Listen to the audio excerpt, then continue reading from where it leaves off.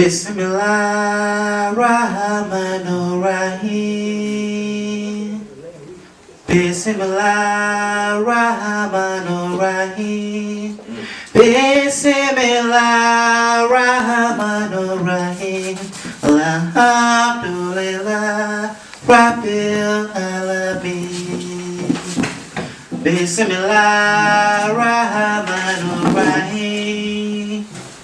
Bismillahirrahmanirrahim. Oh, Bismillahirrahmanirrahim. Alhamdulillah Rabbil Alamin. In the study of ancient African history, Ethiopia or Abyssinia is essentially in all discussions. It is considered the birthplace of humanity and intellect. During the time of the Prophet Muhammad, he sought support from the then Christian king of Abyssinia, King Negus. He wrote King Negus a letter stating his status as prophet. The Christian king offered support to the Muslims and pledged allegiance to that prophet of Islam. Conjecture may suggest this to be an arbitrary conversion, but the light that shone over Africa to follow is all but miraculous.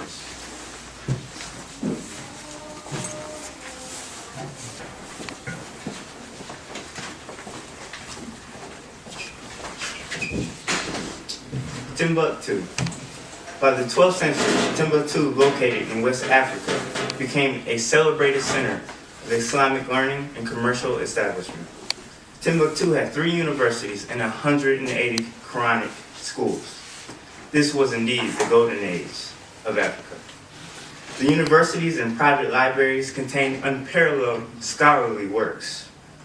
The manuscripts of Timbuktu are a living testimony of the highly advanced and refined civilization in sub-Saharan Africa.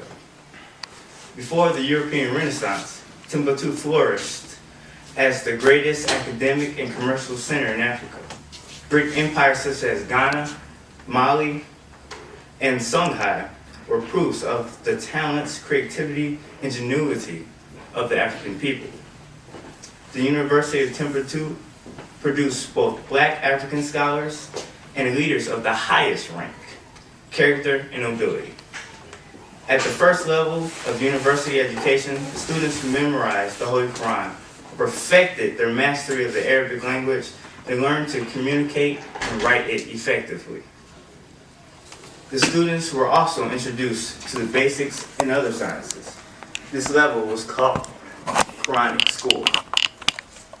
The second level, general studies, was very important because all the Islamic sciences were routed and derived from the Quran, which constituted the source of authenticity and authority. Any teachings or narrations that were not supported by the verses of the Quran were rejected and constituted an innovation. Here, the students were introduced to the different branches of Islamic knowledge. These Islamic sciences were grammar, commentaries of the Quran, the Hadith, jurisprudence, mathematics, geography, history, Islamic schools of thought, physics, astronomy, chemistry, and sciences of the purification of the heart and soul. The students also spent time in a learning trade in the Islamic business code and ethics. Muslims all over the world came to study at Timbuktu.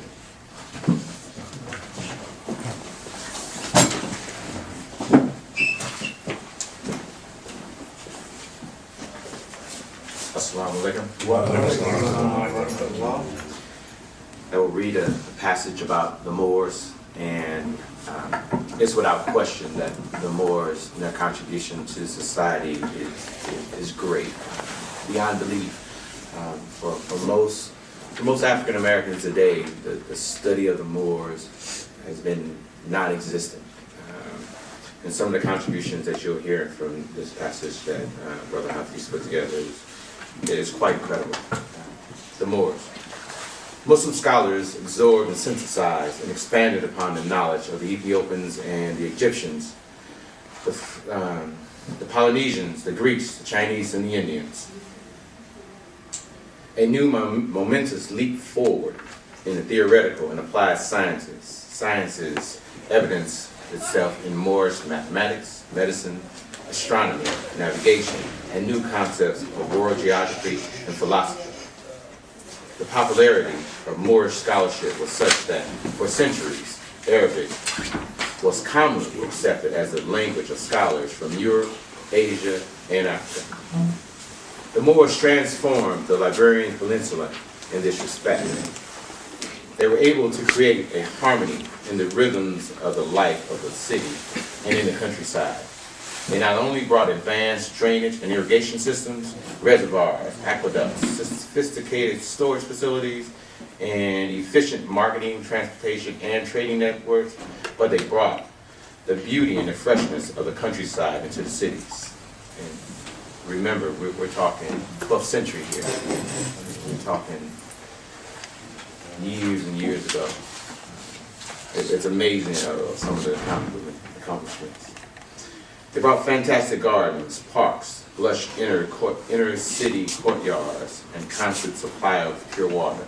They also brought a variety of new crops like cereals, beans, peas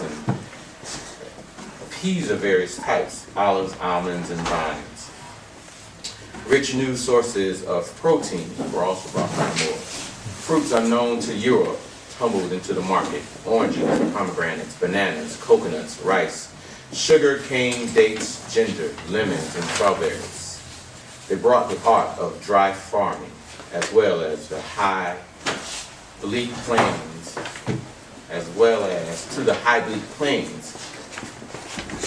and they introduced a water wheel, an invaluable source of energy for irrigation and the grinding of grain. They also introduced cotton farming to the area, which would later become the driver for chattel slavery in America. The Spanish city of Cordova in the 20th century was very much like a modern city. Its streets were well paved, and there were raised sidewalks for pedestrians. At night, one could walk for 10 miles by the light of lamps, flanked by an uninterrupted extent of buildings. This was hundreds of years before there was paved streets in Paris, France, or a street lamp in London. The population of Cordova was over 1 million. There were 200,000 homes, 800 public schools, and many colleges and universities. Cordova possessed 10,000 palaces of wealthy, besides many royal palaces surrounded by beautiful gardens. There were even 5,000 mills in Cordova at a time when there was not even one in the rest of Europe. There were also 900 public baths, besides a large number of private ones at a time when the rest of Europe considered bathing extremely sinful and to be avoided as much as possible. Cordova was also graced by a system of over 4,000 public markets. The great mosque of Cordova, another grand structure, had a scarlet and gold roof with 1,000 columns of marble. It was lit by more than 200 silver chandeliers containing more than 1,000 silver lamps burning perfume oils. The marvelous cities of Toledo, Seville, and Granada were rival to Cordova in respect to grandeur and magnificence. Education was universal in Moorish Spain, being given to the most humble, while the Christian Europe, 90% of the people were illiterate, and the kings could neither read or write. You had the Moorish women who were doctors, lawyers, and professors. Jewish scholars studied under the Moors, and then went to England to set up a scientific school at what later became Oxford University. Thank you.